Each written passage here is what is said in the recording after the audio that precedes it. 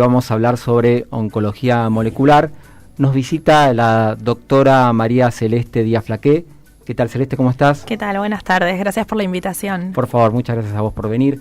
Bueno, siempre decimos que nos gusta contar las historias y obviamente las historias de nuestros invitados, de los protagonistas del programa. Entonces, bueno, preguntarte acerca de la elección de tu carrera. Vos estudiaste biotecnología. Sí, yo estudié biotecnología en la Universidad Nacional de Quilmes. Uh-huh. La verdad que desde chica era una nena muy curiosa. Me gustaba todo lo que fuera de ciencia, en cualquier rama de la ciencia. Me gustaba desde, no sé, la arqueología, la astronomía. Tuve mucho tiempo de chiquita que quería ser astronauta. Me gustaba la investigación en sí. Y bueno, lamentablemente, como a muchas personas, el cáncer golpeó a mi familia cuando yo era bastante chica. Y creo que fue más o menos a los 9-10 años que pensé que algún día iba a tratar de hacer algo para tratar de curar el cáncer, decía cuando era chiquita. Claro, mirá.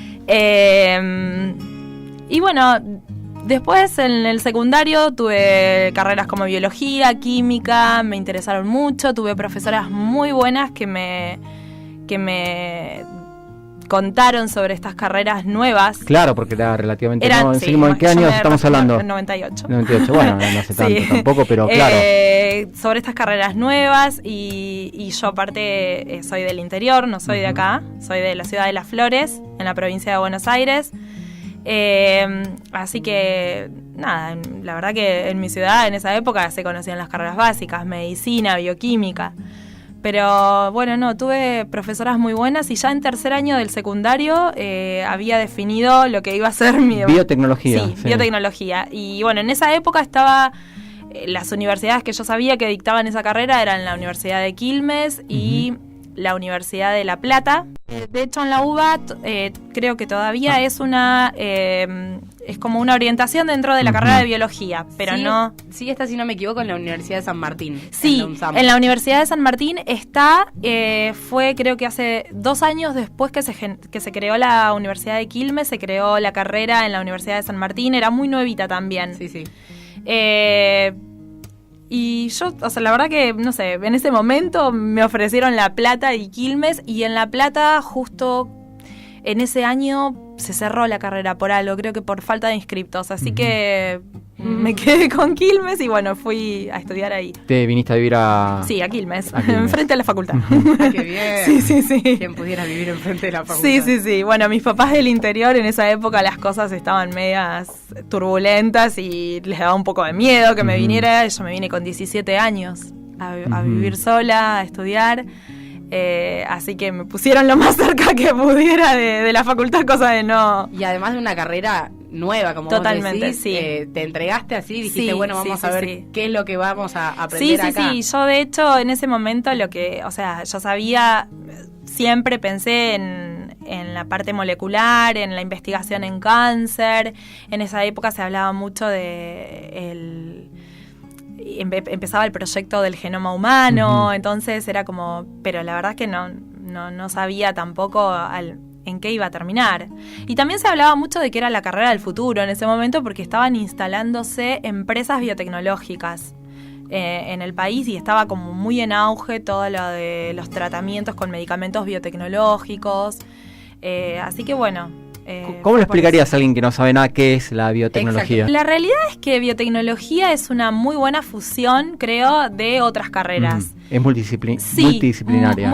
Sería una muy buena fusión, puedo decir, de ingeniería genética, de bioquímica, de biología. Y tenemos un campo de acción muy amplio, la verdad. Tengo compañeros de la facultad que terminaron trabajando en empresas de alimentos, porque aunque uno no crea, los alimentos también tienen su parte biotecnológica. Tengo compañeros que trabajaron en empresas, bueno, como Bayer y Monsanto, ya para la generación de semillas modificadas genéticamente. Y tenemos también toda una gran área que terminamos en la investigación, y en la investigación básica y aplicada también, y muchas veces, bueno, gracias a Dios tenemos la suerte de trabajar en laboratorios que son multidisciplinarios, donde también hay biólogos, hay bioquímicos, hay químicos y bueno, y creo que entre todos logramos llevar adelante la investigación, que es un poco la que vos viste en mi seminario. Yo soy la cara ante ese trabajo, pero la realidad es que hay mucho trabajo de mucha gente atrás. Está bien. Ahora vamos a hablar sobre eso más en profundidad. Ahora, aparece en tu relato varias veces la palabra investigación, como que vos ya te imaginabas, inclusive en el secundario, esta tarea de ser investigadora. Sí. Y no tanto por ahí lo que tiene que ver con lo profesional o trabajar en una empresa. No. A mí la verdad que sí, siempre, bueno, como te decía, desde chiquita siempre fui muy, muy curiosa y es como la avidez por el conocimiento, ¿no? Por el conocimiento de tenerlo uno y generarlo también. O sea, leer, estudiar y en base a lo que uno estudia y lee, diseñar nuevos experimentos o nuevos ensayos que lleven a la generación de nuevos conocimientos que en realidad lo que todos perseguimos, tanto los que hacemos investigación en cáncer como los que hacen investigación en cualquier tema de salud, es que en algún momento le llegue al paciente como algo positivo. Y ahora, alguna, digamos, si te aparecía alguna imagen o fantasía acerca de lo que era hacer investigación, cuando la empezaste a hacer, digamos, ¿se correspondía esa imagen con la realidad de lo que es una... ¿De cuando yo era chica decís? Sí, claro. No, nada que ver. Claro. Yo justo hoy venía pensando en el auto cuando venía para acá que cuando era chica pensaba que los investigadores tenían en un sótano en su casa un laboratorio con ratones y probetas y Erlenmeyers y cosas que explotaban. Muy... sabía... En algún punto creía que era un trabajo más bien solitario, que era de uno estar todo el día haciendo experimentos. Y encerrado, exactamente, sí. Y tu única compañera un ratón, y ese tipo de cosas. Y la verdad es que, gracias a Dios, no. No, es así. No. Se trabaja mucho en equipo. Se trabaja muchísimo en equipo. Por suerte tenemos un equipo acá en el laboratorio, no solamente en el laboratorio, sino en el instituto. Que somos todos muy compañeros. Es un instituto chico todavía, no sé si ustedes saben que el Biomed, bueno, en realidad lo fundó el doctor Santa Coloma hace, no me acuerdo en qué año, pero en el 2012 que se mudó nuestro grupo y ya estaba el doctor Barrantes y el doctor Cardinali, que eran, digamos, parte de la Facultad de Ciencias Médicas también, se generó como un laboratorio, un instituto de doble dependencia de la UCA y el CONICET. Una unidad ejecutora. Exactamente, una unidad ejecutora de doble dependencia. Entonces, y bueno, después se fue incorporando más gente, más laboratorios, más investigadores. Dentro de todo somos un instituto chico todavía y creo que eso también está bueno porque... nos conocemos todos nos cruzamos en alguna parte del instituto y se trabaja mucho en conjunto, mucho en colaboración. Es indispensable para la investigación que haya uno al lado tuyo que te esté poniendo el hombro, no solamente con insumos de trabajo o con reactivos que uno pueda necesitar, sino también con la discusión de ideas, con el decir vas bien, no sé, una palmadita en el hombro que te diga vas bien. Esa interacción o que te diga no, cambiemos de rumbo que por acá no vamos. Bueno, Celeste, nos comentabas esto de que ya desde chica tenías claro que querías dedicarte a la biotecnología, bueno, a la investigación.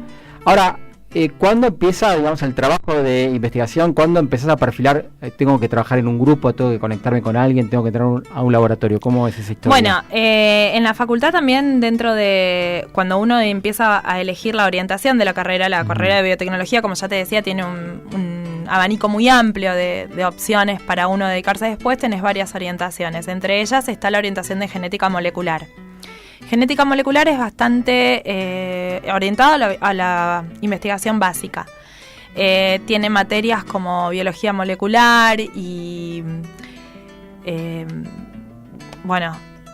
materias más de la clínica. Entonces yo me orienté a eso, que era lo que más me gustaba. Cuando orienté la carrera para ese lado, surgió la necesidad de hacer una tesina de licenciatura dentro de la carrera, que es un trabajo de investigación, básicamente. Ahí, bueno, una de las profesoras trabajaba en un laboratorio de La Plata, en el INVICE, que es un instituto de investigación bastante conocido de la provincia de Buenos Aires. No corresponde al CONICET, sino al SIC, que es como si fuera el CONICET de la provincia, digamos. Y bueno, empecé a hacer ahí mis trabajos de investigación que correspondían a la licenciatura. Hice mi tesis en aberraciones cromosómicas, era algo todo muy microscópico. Eso se acercaba bastante a mi idea. Tenía que estar en una temperatura no más de 20 grados, en oscuridad. Ahí hice mi tesina de licenciatura. ¿Quién te la dirigió esa tesina? El doctor Alejandro Bolzán, que es un investigador de allá, del INVICE. También estaba bastante orientada a la oncología, porque en realidad yo veía aberraciones cromosómicas en pacientes, mejor dicho, en una población de aeronavegantes, y lo comparábamos a esas aberraciones cromosómicas que podían haber sufrido por la radiación solar que recibían con las aberraciones cromosómicas que tiene un paciente posterior al tratamiento con bleomicina, que es un medicamento que se utiliza en el cáncer. ¿Qué sería una aberración cromosómica? Daños en el cromosoma, aberración, quedan rotos, quedan destruidos. A partir de, por ejemplo, radiaciones. Sí, exactamente, o de una droga. La pregunta es, ¿mutan estos? Bueno, esas son las que generan las mutaciones. Las mutaciones justamente son producto muchas veces de rupturas en el cromosoma por algún tipo de injuria, que puede ser por radiación. No siempre todas las mutaciones vienen de un daño cromosómico, pero es algo así. Sí. Y bueno, entonces, nosotros queríamos ver el paralelismo entre la radiación recibida por los aeronavegantes de cabotaje, que van a cierta altura aparte, no son los del... Claro, que van al exterior de gran altura, de mayor altura. Claro, sí. Así que muy interesante. Está bien, fue y ahí hace mucho tiempo. Ya, está bien, esa es tu tesina de... Esa fue mi tesina de licenciatura, me recibí en el año 2006 y en el año 2007 empecé a buscar en qué laboratorio... Me podía quedar en el laboratorio donde estaba trabajando, pero estaba en La Plata, me quedaba lejos, yo iba y venía mientras terminaba la carrera en el 2006 y la verdad que el tren Roca no siempre me ayudaba. Fue cambiar de lugar y aparte tenía amigas y familia que vivía acá y pensé en venirme a Capital. Y ahí empecé a buscar, en esa época había una bolsa de becas en internet que se ofrecían laboratorios que tuvieran becas de agencia. Y hice 2 entrevistas en un laboratorio de exactas y en un laboratorio del Leluar. Y cuando fui al laboratorio de exactas, me dijeron que en realidad la beca ellos ya habían entrevistado a alguien que les había gustado y que ya la tenían dada, pero ya habían concertado la entrevista conmigo, así que no me querían decir que no fuera la entrevista, pero que tenían a alguien conocido que tenía también una beca que todavía no estaba publicada en esa página. Y ahí fue donde fui al laboratorio de la doctora Patricia Elizalde en el IBIME, donde hice mi doctorado. Ella trabaja en cáncer de mama y hormonas esteroideas, que son las hormonas femeninas, estrógeno y progesterona. Así que hice mi doctorado en cáncer de mama y ella era becaria del doctor Jarrod, que se nos fue hace una semana, una tristeza muy grande, la verdad, quien fuera presidente del CONICET, sí. Y director del IBIME también, así que tuve la suerte de conocerlo y de discutir resultados con él, así que la verdad que una tristeza enorme eso. Muy formativo para vos todo ese momento. Sí, totalmente, la verdad que el doctorado fue una época de mi vida muy, muy rico en adquirir conocimientos y la verdad también, no solamente en conocimientos a nivel biológico, sino en conocimientos de cómo era investigar, o sea, de cómo era realmente investigar y volcar la investigación, qué tenía que hacer alguien que quería de esto hacer una carrera para mantenerse, para presentarse a otras becas, cómo era también la salida al mundo, de todo esto, porque uno a veces se cree, bueno, uno investiga y se queda con esto, pero la realidad es que lo que nosotros generamos acá sale al mundo. Así que bueno. ¿Cómo te contactás con la doctora Cremaschi? Con la doctora Cremaschi me contacto porque Florencia Cairol, que es una de mis compañeras en el laboratorio, empezó a hacer el doctorado en la doctora Elizalde, pero bueno, al final no terminó allá y ella se fue con la doctora Cremaschi. Y bueno, Flor, cuando yo me estaba por doctorar, quería cambiar un poco de lugar de trabajo, o sea, como para cambiar un poco de ámbito y ver qué otras cosas había, ¿no? Y bueno, y Flor me dijo que por qué no iba al laboratorio, que ellos trabajaban en linfoma y hormonas tiroides, o sea que era, digamos, cambiar de modelo y de hormonas, pero era algo en lo cual ya más o menos estaba un poco aceitada. Y bueno, y fue así que me entrevisté con Graciela, a ella le gustó, qué sé yo, la forma en que yo tenía de contarle lo que estaba haciendo, y a mí me gustó mucho lo que ellas hacían en el laboratorio.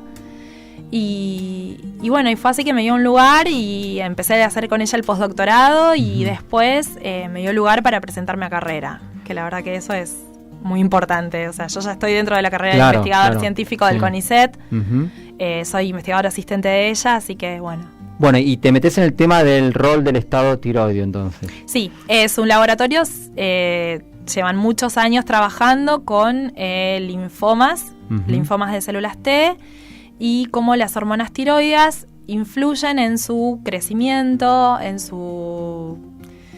la proliferación celular, en la tumorigénesis también, en cómo influyen en el sistema inmune que regula a veces el crecimiento o no de un tumor.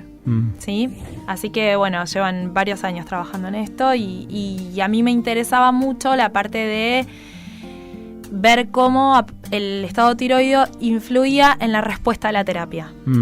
Eso, en cuanto a eso, ¿la respuesta vos te referís a la actividad enzimática?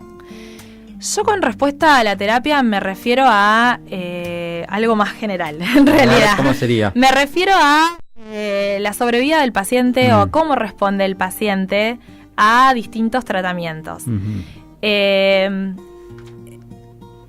Para estudiar eso hay que buscar, hay que focalizarse en algo. Yo me focalicé en una enzima en particular que es muy conocida, que actúa a nivel metabólico, o sea que actúa degradando o activando las drogas que recibimos en nuestro cuerpo, y con drogas me refiero a algo muy amplio, no solamente remedios, sino también por ejemplo los tóxicos que se generan después de fumar.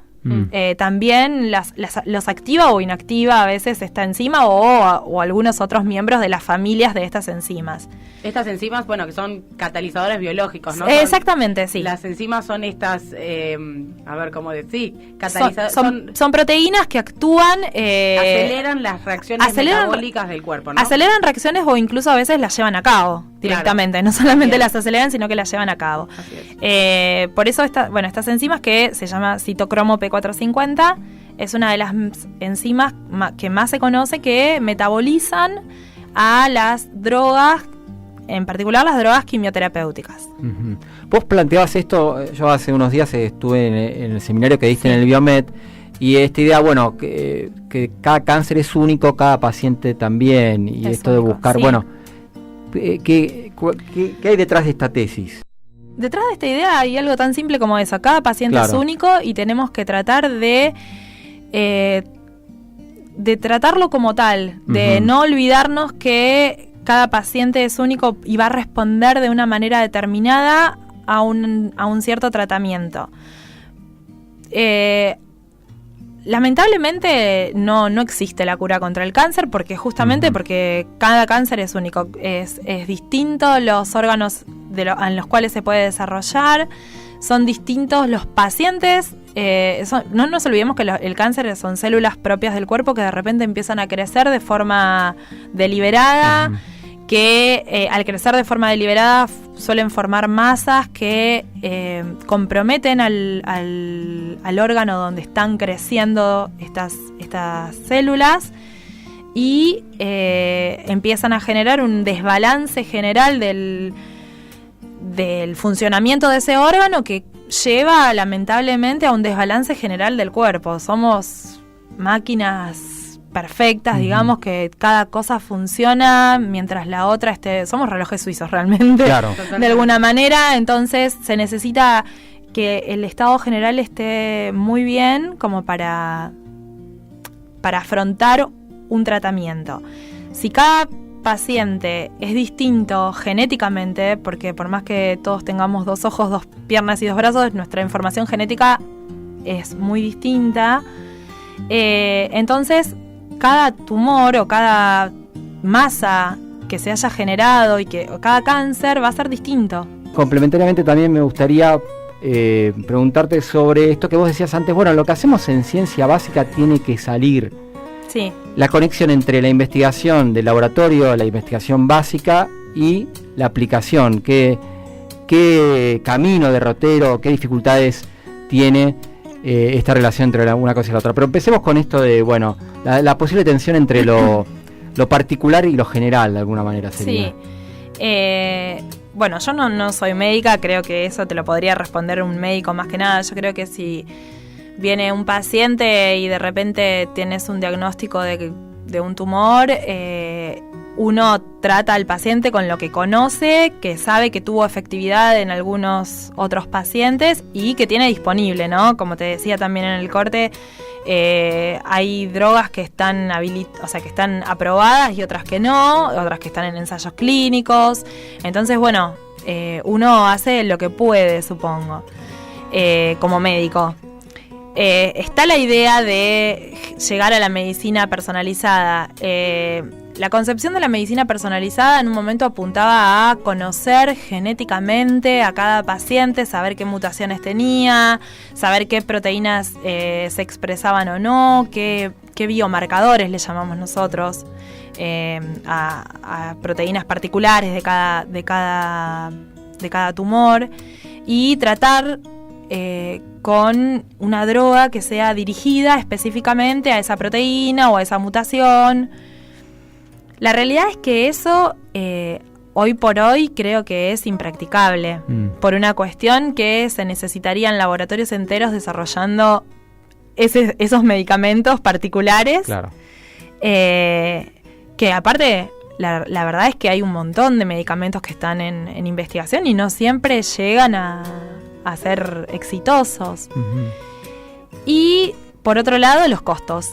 Claro. O sea, una vez que se investigan y que se llega, hay que producirlos, uh-huh, y hay que administrárselos al paciente, y eso, bueno, creo que es una utopía. Claro. Mi idea de medicina personalizada es conocer al paciente, conocer los biomarcadores, y con lo que tenemos veamos qué es lo mejor que se puede hacer, claro, digamos. Entre esas cosas surge la idea de ver cómo el estado tiroideo afecta en la respuesta a las distintas drogas, a las drogas que ya se están utilizando. En particular, bueno, en mi trabajo usé una droga que se utiliza en quimioterapia desde hace muchísimos años y es como la droga básica para casi todos los tipos de tumor, que es la doxorubicina. Uh-huh. Así que bueno, yo creo que esa es el inconveniente más grande entre lo que es la medicina personalizada y la medicina convencional, claro, que se utiliza hoy por hoy. Ahora vos en el seminario también te escuché decir, bueno, habría que hacer a cada paciente un estudio hormonal para... Sí, bueno, ¿eso es factible? ¿Es bueno, en realidad, hoy por hoy si uno va a hacerse un chequeo médico, le piden un dosaje hormonal, uh-huh, a veces de hormonas tiroides, si es que presenta algunos síntomas que hagan sospechar que tiene un hipotiroidismo o un hipertiroidismo, pero si no, es algo que no se pide de rutina y es algo, la verdad, muy sencillo, es un dosaje hormonal muy sencillo y relativamente económico, uh-huh, para las obras sociales, digamos, que Es una lástima que no se haga de rutina porque la verdad es que... como que permitiría enfocar mucho más. Exactamente, quizás no tanto... los pacientes sanos... yo creo que realmente no es necesario pedirlo siempre, pero en un paciente oncológico que el estado general es tan importante y que también es tan variable, porque como ya te decía anteriormente, un tumor afecta a un órgano en particular en un principio, pero después termina... Hace metástasis y viaja por todo el cuerpo. Sí, pero no solamente por las metástasis, que esos ya serían en estadios mucho más avanzados de la enfermedad. La enfermedad oncológica tiene varios estadios, en particular, bueno, el primero es cuando aparece el tumor, o aparecen las primeras células en división, que ahí no se considera una enfermedad, es simplemente un tumor que muchas veces suele ser atacado por el propio cuerpo y uno ni se enteró, digamos. A ver, no con esto quiero asustar a nadie ni nada por el estilo, ¿no? Por supuesto. Pero eso sucede y a veces eso continúa creciendo y bueno, se forma una masa tumoral. Y esa masa tumoral, como les decía anteriormente, empieza a afectar un órgano y empieza a afectar el funcionamiento normal de ese órgano. Y a veces es un órgano clave para el cuerpo, para el ser humano. Y bueno, el deterioro general del paciente se ve muy rápido. Otras veces no, y el deterioro se ve mucho más en el tiempo. Aparte también... suele haber metástasis que afecta a órganos a distancia, pero ya te digo, eso es en estadios mucho más avanzados de la enfermedad, por lo general. Lo que yo apunto con esto es que a veces los oncólogos tratan al paciente justamente focalizándose en el tumor que tienen. Una visión reduccionista, digamos. Sí. Y creo que sería sería muy, muy necesario tener un panorama general del buen estado del paciente, ver el estado, ya te digo, las hormonas tiroides, cómo están. Incluso hay drogas que se dan para el tratamiento oncológico que inducen hipotiroidismo.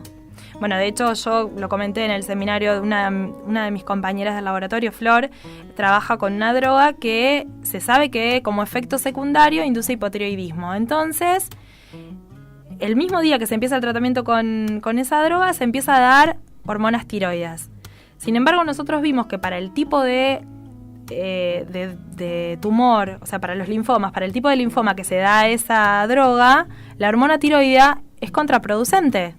O sea, induce la proliferación. Entonces, por un lado le estás dando la droga que mata al tumor y por otro lado le estás dando las hormonas que lo incentivan. Que lo hacen crecer. Entonces, ¿qué hacemos? Bueno, en el laboratorio vimos que las hormonas en este tumor actúan a través de una proteína en particular. Existen drogas que atacan a esta proteína. Entonces, la idea o lo que está investigando Flor es ver si dar de manera concomitante estas dos drogas, por un lado, me mantienen las hormonas tiroides del paciente en los niveles normales, que son muy necesarias para el buen funcionamiento del resto de los órganos. Uh-huh. Y por otro lado, esta otra droga me contrarresta el efecto de las hormonas a nivel tumoral. Uh-huh. Yo creo que a lo que hay que apuntar es a una medicina en la cual se tenga conocimiento general de todas las características del paciente, no solamente del tumor que tiene. Y, a ver, yo les hablo de oncología porque es mi campo, pero la medicina personalizada está muy en auge también en el Alzheimer, por ejemplo. En el Alzheimer también hay distintos marcadores que hacen que cada paciente en particular tenga la enfermedad no se le presente de la misma manera y no a todos los medicamentos les resultan beneficiosos. Y muchas veces los efectos secundarios de la misma droga es lo que lleva al fracaso de la terapia y no a tener buenos resultados. Claro, bueno. Sí. Decime. No, creo que la medicina personalizada tiene que apuntar a eso, a evaluar cada paciente, ya te digo, el tumor o la enfermedad que tenga en particular y el estado general para ver, primero, obviamente, qué droga o qué medicamentos se les dan para atacar la enfermedad que tiene. Y después, de qué otra manera o qué otras drogas se dan en conjunto para poder mantener bien, o sea, al estado del paciente, ¿no? Uh-huh. Sobre todo eso, aparte en cáncer muchas veces hablamos de tratamientos y no son tratamientos que son realmente curativos, sino que alargan la vida. Posponen, digamos. Exactamente, sí, o paliativos. No sé si paliativos, o alargan la vida 10 años, por ejemplo. Es importante que esos 10 años uno esté bien, uh-huh. ¿no? Claro, y que no la pase tan mal. Exactamente, o de internación en internación, o... Bueno, también, a ver, este artículo plantea con esperanzas, y probablemente tu esperanza de cuando eras chiquita, esto de curar el cáncer. A ver, sí. 73% de los nuevos ensayos eran sobre el cáncer, ¿no? De los nuevos fármacos, dice acá. Ahora, una opción B ante el problema de no poder curar a pacientes ya afectados podría ser el de la prevención, ¿no? Sí, totalmente. Creo que en cáncer es importantísima la prevención. Cada vez se sabe más sobre algunos tipos de tumores que son... A ver... no sé si prevenibles es la palabra, sino que ciertas condiciones de nuestra vida, de nuestros hábitos, predisponen a desarrollar cáncer. Algo tan simple como usar protector solar, que mis papás no estaban para nada, y es más, se ponían los aceites para broncearse. Totalmente. Y hoy en día está súper concientizada, están las remeras de agua con filtro UV y los protectores pantalla, ¿no? Sí, no solamente eso, el no fumar. Bueno, a ver, no fumar. Alimenticios, saludables. Sí, hoy por hoy también los cambios alimenticios. Y hay otra realidad también. Se ha extendido la esperanza de vida, y el cáncer es una enfermedad de la vejez. Entonces, a medida que nuestra población siga envejeciendo, vamos a ver la aparición de más tipos de tumores, lamentablemente. Pero bueno, es una enfermedad que viene por lo general con la vejez, y entonces... ya te digo, al extenderse la esperanza de vida, bueno, vamos a seguir. Pero yo creo que si tenemos una concientización de no fumar, no tomar alcohol, hacer ejercicio, llevar una vida relativamente sana, podemos posponer la aparición de estas enfermedades también, ¿no? Bueno, en el cáncer de mama ya hay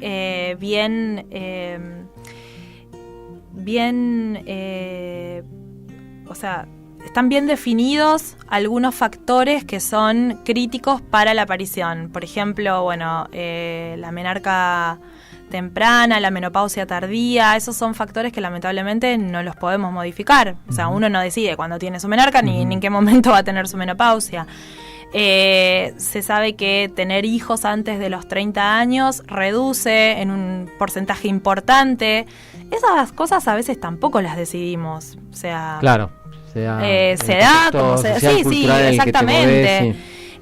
Pero sí podemos decidir cuánto tiempo amamantar a nuestros hijos. O sea, y no solamente le hacemos bien al bebé, sino que nos hacemos bien a nosotras. ¿Que es preferible amamantar más? Sí, claro. Sí. O sea, amamantar al bebé es muy bueno para la mujer a nivel... no solamente del cáncer de mama. Hace poco estaba leyendo algo de cáncer de ovario, porque es algo que también me interesa. Y también, o sea, para... se sabe que algunos anticonceptivos que se están empezando a utilizar son muy buenos también, o sea, previniendo. Entonces, si de repente una mujer lamentablemente tiene un biomarcador como el BRCA, que es uno de los biomarcadores más conocidos, que cuando uno tiene BRCA positivo tiene altas chances, lamentablemente, de tener cáncer de mama. Es el caso, de Angelina Jolie. Sí, ahí se hizo conocido. Claro. Está la posibilidad de hacer como Angelina y hacerse una mastectomía, lo cual no es tan practicable como hizo ella, digamos. ¿Qué tan eficiente es?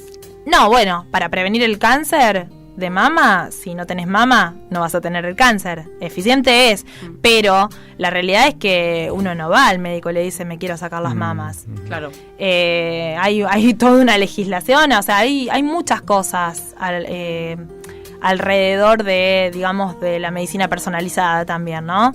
No es solamente tener el conocimiento y la decisión uno, sino, la legislación vigente, pero hay otras cosas que sí puede hacer. Por ejemplo, mantener una vida saludable, si tiene hijos, amamantarlos, o sea, ese tipo de cosas a ver, tampoco es que si uno tiene este biomarcador sí o sí va a tener cáncer. Bueno, podés hacer...